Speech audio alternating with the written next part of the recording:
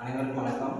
இன்று நாம் பார்க்கக்கூடிய தலைப்பு வந்து இலக்கணத்தில் புணர்ச்சி விதி பார்க்கணும். அந்த புணர்ச்சி விதியில் என்ன விதி அப்படின்னு பார்த்தா உடம்படுமை புணர்ச்சி அப்படின்றோம். அந்த உடம்படுமை என்றால் என்ன அப்படின்னு பார்த்தா நிறைமொழியின் இறுதி எழுத்தும் மறுமொழியின் முதல் எழுத்தும் உயிரெழுத்துக்களாக இருந்தால் உச்சரிப்பின் போது ஒளி உடன்பாடு இல்லாமல் இருக்கும். எனவே உடன்படாத இரண்டு உயிரையும் சேர்க்க தோன்றுமையே உடம்படுமை என்று கூறப்படுகிறது. அதுல உடம்படுமை அப்படின்னு பார்த்தீங்கன்னா எடுத்துக்காட்டு என்னன்னா மணி அடித்தான் அப்படின்னா மணி கூட்டல் அடித்தான். இந்த நிலைமொழியில வந்து பார்த்தீங்கன்னா நிலைமொழியில இருக்கக்கூடிய நீ அப்படின்ற இடத்துல அங்கேயும் உயிரெழுத்து வந்துள்ளது. மறுமொழி முதலாக வரக்கூடிய முதல் எழுத்தும் உயிரெழுத்து வந்துள்ளது. இந்த இரண்டு உயிர்கள் சேர்ப்பதற்கு தான் எதுனா இந்த உடம்படுமையை கொண்டிருக்கிறதுனா அப்ப நிலைமொழி மறுமொழி அப்படின்னு பார்த்தா என்ன அப்படின்னா இங்கேயும் உயிரெழுத்து மறுமொழி முதல் உயிரெழுத்து அப்ப இன் கூட்டல் இ அப்ப மறுமொழி முதலும் ஆ அப்ப இரண்டு ஒன்று சேராத போது இந்த இரண்டு உயிர்களையும் சேர்ப்பதற்கு எதுனா இந்த எழுத்துக்கள் பயன்படுகிறதுனா இந்த யகர உடம்புமையும் பகர உடம்புமையும் தோன்றணும்னு சொல்லியிருக்காரு இலக்கணத்துல.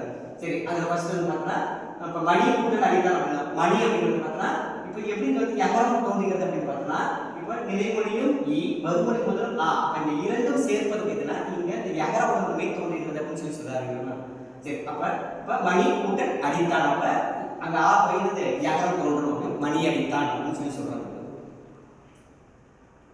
அதுல எடுத்துக்கிட்டோம்னா நம்ம சொல்லுவோம் மணி கூட்டல் ஈ கூட்டல் அடித்தான் அப்ப இங்க என்ன தோன்றுது யகரம் யகரோட மொழி வந்ததுன்னா இப்ப நிலைமொழியும் உயிரெழுத்து மறுமொழி முதல் உயிர் அப்ப ரெண்டும் சேர்த்துருக்குன்னா இந்த யகர உடம்பு யகரம் யா அப்படின்னு தோன்றும் சொல்லியிருக்காங்க. சரி அடுத்து இந்த உடம்புக்கு மெயின் இலக்கணம் அப்படின்னு பார்த்தீங்கன்னா என்ன இருக்குது அப்படின்னு பார்த்தீங்கன்னா இப்ப உடம்புக்கு இந்த யகரம் பகரம் இதான் சொல்லியிருக்காரு. புணர்ச்சி இருக்கிறதுனா உடம்படுமை புணர்ச்சி நூற்பா அப்படின்னு இருக்கு. என்ன நூற்பாங்கன்னா ஈ ஐவழி யாவும் ஏனைய உயிர்வழி வாவும் ஏ முன் இவ்விரு மெய்யும் உயிர்வழி உடம்படுமை என்றாமே அப்படின்னு சொல்லி ஆசிரியர் சொல்லியிருக்காரு. அதுல ஃபர்ஸ்ட் ஈ அப்படிங்கிற எழுத்து மூன்று எழுத்துக்கும் என்ன உடம்படுமை எழுத்துக்கள் வரும்னா இந்த யகர உடம்புடைய மெய் எழுத்துக்கள் வரும் அப்படின்னு சொல்லியிருக்காரு.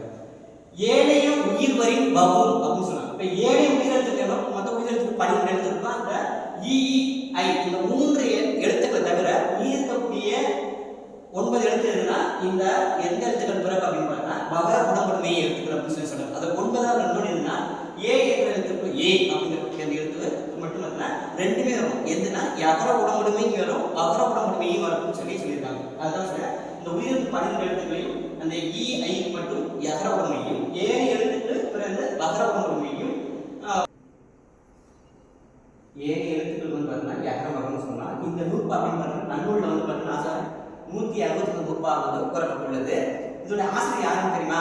பவனிதி முனிவர் அப்படின்னு சொன்னாங்க. சரி இந்த பத்தி அடுத்த வகுப்புல நம்ம பார்ப்போம்.